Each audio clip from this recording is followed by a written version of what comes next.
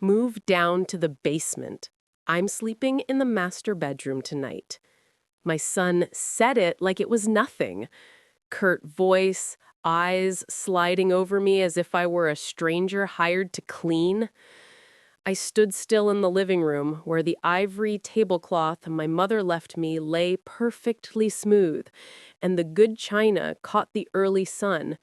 He had just returned, after 24 hours missing, one day after knocking me to the kitchen floor. Now he walked in, breathed in the smell of the bread I'd baked, and smiled like a winner, sure his fists had made me obedient.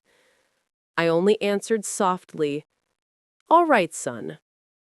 Then I turned away, hiding my trembling hands as I set them on the drawer by the door. Inside was the paper I'd prepared for months, a temporary protective order effective this morning. He thought today's table was set to welcome him home. In truth, I was celebrating the day he left my life for good. If you're still listening, tell me where you're watching from. Every comment you leave is another mark in this journey. And if this story has touched you, don't forget to hit like so it can reach even further.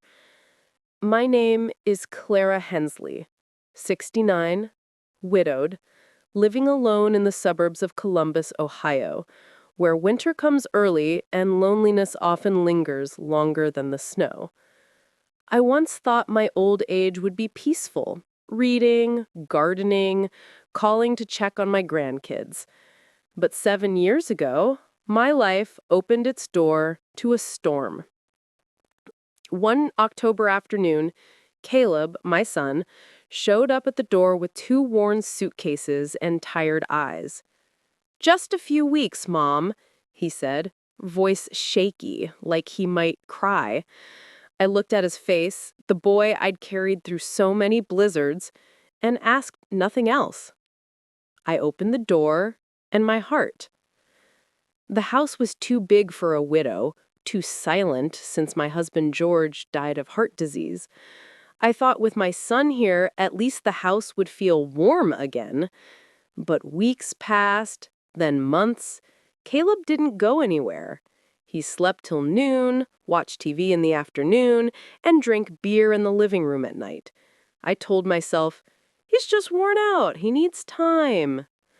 I cooked, did laundry, cleaned. Every time I started to bring up a job hunting, I'd see his shoulders droop and hear, "Don't start that now, Mom." One evening, when I cooked chicken instead of steak, Caleb exploded. "God, can you do anything right?" he shouted and hurled the plate at the wall. Porcelain shattered across the kitchen floor, and a shard cut deep into my hand. I dropped to my knees to clean up, shaking and apologizing. I even promised to make something else just to keep the peace.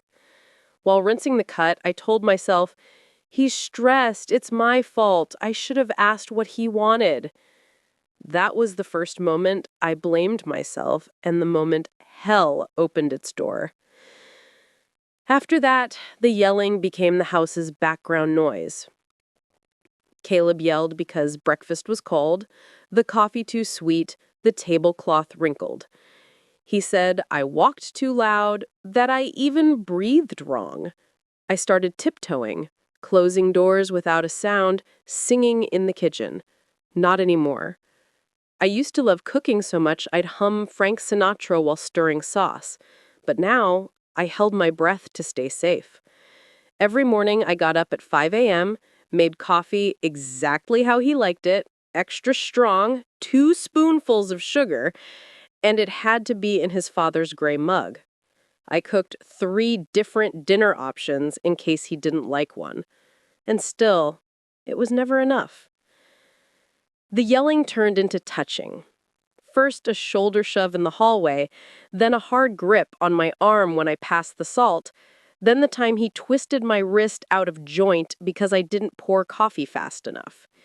"Your fault, you're clumsy," he said, not even looking at me. And I foolishly nodded, because if I didn't believe that lie, I had to face something worse. My son, the one I raised with all my love and sacrifice, was becoming my abuser. Friends became memories. Nora Blake, my best friend for 30 years, still called weekly and asked me out for coffee. But I had to decline every time because Caleb would conveniently need me home. He'd say, "I'm tired, stay and make dinner," or just give me that cold look that told me leaving the house was a sin. After the 10th time, no, Nora stopped calling. My world shrank to four walls, a house with windows, but no light. Mrs. Ellenson, the neighbor across the street, once asked softly, "Clara, what happened to your arm?" I tugged my sleeve down and forced a smile. "I fell in the garden."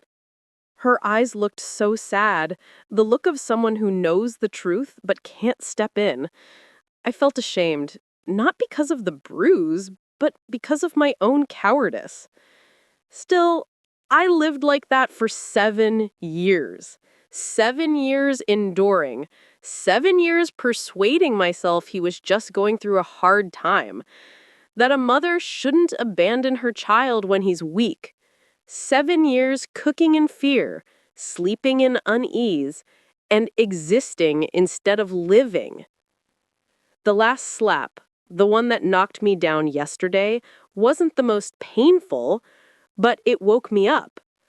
That day, I'd made a pot of vegetable soup because the money was nearly gone. There was not even $300 left in the account. When Caleb saw the soup, he sneered. "Soup? You want me to starve?" I tried to explain we had to save, that the pension wouldn't come till the end of the month, that we could look for ways to cut costs together. But before he finished, he slapped me. I toppled out of the chair, hit the floor hard, felt my teeth clack, blood spread salty in my mouth. I heard him say something like, "Clean this mess up, you useless thing." Then the TV clicked on and canned sitcom laughter filled the house. I lay there, back against the cold tile, staring up at the cracked ceiling, and realized I could die here under the hands of the son I gave birth to. No, I could not let that happen. Last night, I lay awake till morning plotting how to get out. I didn't have the strength to fight back, but I had what he didn't: a plan and patience. Today, when Caleb walked in with that smug look and moved to the basement, he didn't know every detail around him. The tablecloth, the picture of lemon water, the loaf of bread, everything was part of my final goodbye script. The dining table looked beautiful in the early light, white and solemn. It was the table I once used to teach Caleb how to slice breakfast fruit, to host his 10th birthday party, to listen to my husband read poems when he was alive. Now that table would witness a beginning. I watched Caleb pour water, his eyes bright with that familiar self-satisfaction. "See, Mom? Everything is easier when you listen." I smiled, lips trembling, but eyes steady. He didn't know that in a few hours, a police officer would knock on my door, say his name, and order him to leave by law. For 7 years, I lived in fear, but this morning, I chose to live in freedom. And that's how it began, with a sentence that sounded ordinary, but was the bell that ended my captivity in my own home.